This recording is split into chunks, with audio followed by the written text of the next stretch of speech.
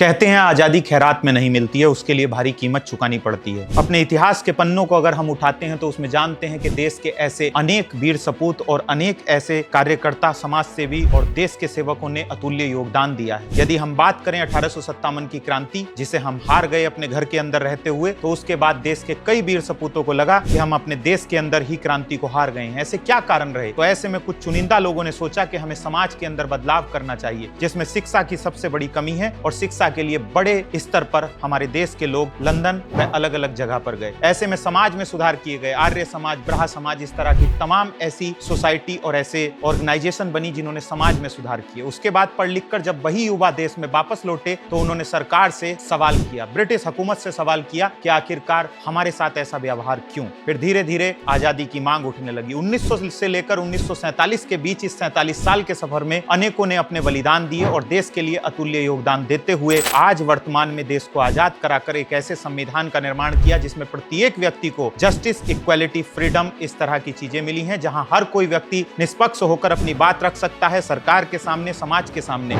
लेकिन ऐसे में हर उस व्यक्ति को जागरूक होना पड़ता है। एक शिक्षित समाज की यह पहचान है कि वह जागरूक हो और जन कल्याण के लिए अपनी आवाज उठाए और गलत को गलत और सही को सही कहे। जय हिंद।